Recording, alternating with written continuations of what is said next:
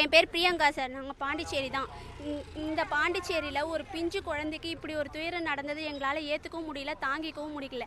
ஆனால் இப்போ வரைக்கும் இந்த கவர்மெண்ட்டு அந்த குற்றவாளிங்க எங்கே வச்சுருக்காங்க, என்ன பண்ணியிருக்காங்க, என்ன தண்டனை கொடுக்க போகிறாங்கன்றது எங்களுக்கு தெளிவாக இன்னும் இது வரைக்கும் சொல்லவே இல்லை. உடனே குழந்தைக்கு 20 லட்சம் நிவாரணம் அப்படின்னு மட்டும் அறிவிச்சிட்டாங்க. 20 லட்சம் எங்களுக்கு வேணாம் சார், 40 லட்சம் நாங்கள் தரோம், எங்ககிட்ட ஒப்படைங்க, பப்ளிக்கான நாங்கள் தண்டனை கொடுக்குறோம். இவனுக்கு கொடுக்குற தண்டனையில் அவன் பொம்பளை பிள்ளை மேலே கையை வைக்கிறதுக்கே பயப்படணும். பொம்பளை பிள்ளைனால தனி மரியாதை வரணும், அந்த அளவுக்கு கொடுக்கணும். சவுதிலாம் பார்க்குறீங்கல்ல, தலையை துண்டாக வெட்டி துண்டு போட்டுருவாங்க. ஆனால் இந்தியாவில் மட்டும்தான் இப்படி அக்கிரமம் நடக்குது. பாண்டிச்சேரியில் முற்றிலும் போதைப் பொருள் ஒழிக்கப்படணும், தடை செய்யப்படணும். புதுச்சேரின்ற பேரே மறந்து மதுச்சேரின்ற மாதிரி ஆயிடுச்சு. அப்படி ஒரு நேமை நாங்கள் இதுக்கப்புறம் அது வர விட மாட்டோம்.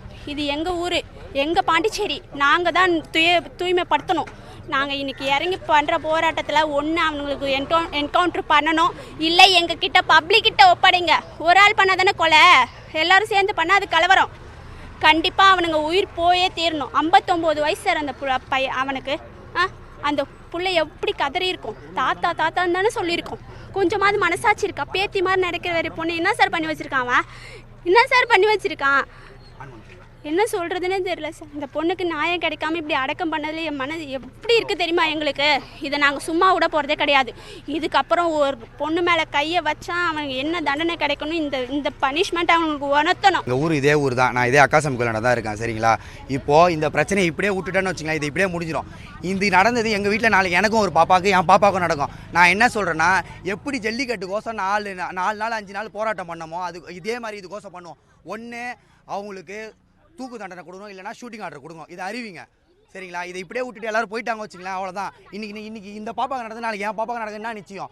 நைட்டு ஒரு பொண்ணு 10 மணிக்கு மேலே வெளியே வராது இதுக்கப்புறம். சரிங்களா? இதுக்கப்புறம் அந்த பொண்ணுங்க வெளியே தைரியமாக சுற்றணும்னா இதை பண்ணணும். இதை பண்ணால் தான் நடக்குமே. சரிங்களா? இன்றைக்கி நாங்கள் பண்ண போகிறது காந்தி ஸ்டாச்சு வாண்ட பண்ண போகிறோம். இப்போ ஆரம்பிக்க போகிறோம். இப்போ இங்கே இருக்கிறவங்க எல்லாருமே அங்கே தான் போகிறோம், அங்கே பண்ண போகிறோம். சரிங்களா? உங்களால் முடிஞ்ச சப்போர்ட்டை எல்லாருமே வந்து பண்ணுங்கள். இதை பார்த்துட்டு யாரால் என்ன நான் சப்போர்ட் பண்ண முடியுமோ எல்லோரும் வந்து பண்ணுங்கள். முடிஞ்ச அளவுக்கு நம்ம வீட்டு குழந்தைன்னு நினச்சி எல்லோரும் வந்து பண்ணுங்கள். நம்மளால் பண்ண முடியும். சரிங்களா? இன்றைக்கி நம்மளால் முடியாதெல்லாம் எதுவுமே கிடையாது. ஒன்றுமே இல்லை, சிம்பிளான விஷயம். நேற்று பாரதாசன் பொண்ணுங்க ஸ்ட்ரைக் பண்ணாங்களே, அந்த பொண்ணுங்களோட காலேஜில் என்னமா பண்ணுறாங்க? அந்த பொண்ணுங்களை எல்லாரையும் கூட்டுட்டு காலேஜில் டிசி வாங்கி வச்சுட்டு அந்த பொண்ணுங்களை யாரையும் வெளியே அனுப்ப மாட்டாங்க. இதெல்லாம் நியாயமா? பொண்ணுங்க காலேஜில் இதை பண்ணால் தப்பா? நியாயமா? இதெல்லாம் கரெக்டான விஷயமா? சொல்லுங்கள். இதை எப்படியே விட்டா வேஸ்ட்டு. இன்றைக்கி நம்ம ஊரில் நடந்தது, நம்ம ஊரில் மட்டும் ஷூட்டிங் ஆர்டர் வாங்கி கொடுத்து ஒன்றும் இல்லை தூக்கோ ஷூட்டிங் ஆர்டர் வாங்கி கொடுத்துட்டோன்னா இதுக்கப்புறம் அந்தந்த ஊரில் எல்லாமே நடக்கும். சரிங்களா? இதுக்கோசம் எல்லாருமே கூட வாங்க, நம்ம போவோம், காந்தி ஸ்டாச்சு வாண்ட பண்ணுவோம். இப்போ எல்லாருமே அங்கே தான் போகிறோம். முடிஞ்ச அளவுக்கு இந்த நியூஸ் எல்லோரும் பார்த்துட்டு எல்லாம் காந்தி ஸ்டாச்சு வாண்ட வாங்க. என் பேர் நதியா, நான் பஸ் ஸ்டாண்ட்லேருந்து வரேன். இந்த ஏரியாவில் இந்தமாரி நிலமை நடந்தது, அதுவும் வெளியே தான் பார்த்துருக்கோம். பாண்டிச்சேரியில் இருக்கும், தமிழ்நாட்டில் நடந்துக்குது. அப்பயே நமக்கு ரொம்ப இதுவாக இருக்கும். நம்ம ஊரில் நடக்கும்போது நமக்கு ரொம்ப வேதனையாக இருக்குது. இந்த புள்ள நம்ம புள்ள மாரி, அதனால் எல்லாரும் இதுக்கு ஒத்துழைக்கணும், போராட்டம் பண்ணணும். அவனுக்கு கண்டிப்பாக தூக்கம் தண்டனை கொடுத்தே ஆகணும். அவனை உங்களால் பண்ண முடியல எங்கிட்ட விடுங்க, நாங்கள் அவனை சாவடிக்கிறோம், கல் தூக்கி அடித்து சாவடிப்போம். அவனுக்கெல்லாம் தூக்கு தண்டனை கொடுத்தே ஆகணும். இதை சீக்கிரத்தில் விடவே கூடாது. எல்லாரும் போராட்டம் பண்ணுங்க, எல்லாரும் ஒத்துழைங்க. என் பேர் சத்யா. எனக்கு குழந்தை இல்லை, ஆனாலும் எனக்கு ரொம்ப சனிக்கிழமைலேருந்து பதறது மனசு. ஆனாலும் கடவுள் இந்த மாதிரிலாம் இது சித்திரவதை பண்ணி இதை மாதிரிலாம் சாவடிக்கிறது ரொம்ப கஷ்டம். நம்ம எவ்வளோ காட்டுங்களில் பார்த்துக்கிறாங்க, ஒரு வாரம் கூட வச்சுன்னு சாவடிச்சிக்கிறாங்க. அதெல்லாம் ஏன் நடவடிக்கை எடுக்க மாட்டேன்றாங்க? போலீஸுங்க என்ன செய்கிறாங்க? அருகாமையில் நடந்ததே அதே பார்க்காத விட்டுட்டாங்க. புரியுதுங்களா?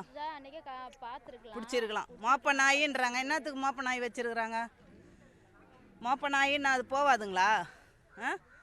இன்றைக்கி நாங்கள் போய் பார்க்குறதுக்கு தடை பண்ணுறாங்க போலீஸ் நின்றுங்கன்னு. மோப்ப நாய் வச்சுன்னுக்குறவங்க மோப்ப நாய் ஓடாதா? மேலே எவ்வளோ தொழுவுங்க. அந்த சம்பவம் நடந்ததுக்கு அந்த பொண்ணு வீடுக்கும் எங்கே இருக்குது? தண்டனை கடுமையாக இருக்கணுங்க, கடுமையாக இருக்கணும். இந்த குழந்தைக்கு நடந்ததை விட அவனுங்களுக்கு கடுமையாக இருக்கணும். தண்டனை கிடையாது. நேற்று அறிவிச்சாங்க தண்டனை கொடுப்போன்னு, இன்னைக்கு தண்டனை கிடையாது. அவங்க உள்ள நல்லா ஜெயிலில் வேலைக்கு சாப்பிட்டுட்டு நல்லா வெளியில் மறுபடியும் அவங்க போக்கோ சட்டம்னு சொல்கிறாங்க. போக்கோ சட்டத்தில் செய்கிறவங்கள எங்கே வைக்கிறாங்கன்னு எங்களுக்கு நாங்கள் என்ன கண்டுபிடிச்சோம்? இருக்கிறாங்களா இல்லை வெளிநாட்டுக்கு அனுப்புகிறாங்களா? அவங்க மீண்டும் இந்த தவறு பண்ணுறாங்களா இல்லை நிரந்தரமாக? இளைஞர் கையில், சிறுவர் கையில் கஞ்சா போட்டலமும் இதுவும் பரமசிவம். இன்றைக்கி சிறுவர் கையிலையும் மாணவர் கையிலையும் இளைஞர் கையிலையும் கஞ்சாவும் இந்த போதைப் பொருளும் தலைவிரித்து ஆடினுக்குது பாண்டிச்சேரியில். இதை இந்த அரசாங்கம் கண்டும் காணாமலும் இருந்திருந்தால் இதுமாரியான செயல்கள் மீண்டும் மீண்டும் பல நடக்கிறதுக்கான வாய்ப்புகள் இருக்குது. இதை இந்த அரசாங்கம் ரொம்ப கடுமையான முறையில் இருந்து இரும்பு கரம் கொண்டு அடக்கணும். அப்போ தான் வந்து இது போல் தவறுகள் மீண்டும் மீண்டும் ஏற்படாது. போதையில் அவன் என்ன செய்கிறான்னு அவனுக்கே தெரியல. பெத்த தாயும் தெரிய மாட்டேங்குது, தாரமும் தெரிய மாட்டேது, குழந்தையும் தெரிய மாட்டேது, மிருகத்துக்கு கூட அவன் போக வேண்டிய சூழ்நிலையில் மனிதன் வாழ்ந்துன்னுக்கிறான். இன்றைக்கி அந்த போதையில் அவன் என்ன பண்ணுறான்னு தெரியல. இந்த போதையெல்லாம் வந்து இந்த ஏரியாவெல்லாம் வந்து பரவுறதுக்கு காரணம் யார்? இந்த அரசாங்கம் ஏன் இதெல்லாம் கண்டும் காணாமலே இருந்துன்னுக்குது? அரசாங்கத்தால் ஒரு 15 வருஷத்துக்கு முன்னாடி இந்த போதைப் பொருள்லாம் இங்கே வந்து இந்த கஞ்சா என்பன்ற இந்த போதைன்றதே கிடையாது. ஆனால் வந்து இன்றைக்கி இங்கே தலைவிரிச்சு ஆடுறதுக்கு காரணம் எப்படி வந்தது? இந்த அலட்சிய போக்கு தான், அது அதிகாரிகளோட அலட்சிய போக்கு தான். இந்த அதிகாரிகள் அனைவரும் இந்த அடக்கினா தான் இது நடக்கும். நீங்கள் அலட்சியமாக விட்டாங்கன்னா இது போல் பல அக்கிரமங்கள் நடக்கும். மக்கள் பார்த்து மனவேதனை அடைவாங்க. நம்ம வீட்டில் நடந்த ஒரு குழந்தைக்கு அவங்கவுங்க பெற்ற தாய் புள்ள மாதிரி தான் நினைக்கிறாங்க. இதனால் வந்து மனவேதனை தான். ஒரு வாரமாக இங்கே இருந்த இந்த பகுதி சார்ந்த அனைவருக்குமே சரி மனவேதனையில் அவங்கவுங்க அலுவலப்பட்டு தான் இருக்காங்க. இதுக்கு அரசாங்கம் தான் வந்து தீர்வு காணணும். அவங்ககிட்ட தான் அந்த பவர் இருக்குது. அவங்க தான் வந்து இரும்புக்காரங்க கொண்டு அடக்கணும்.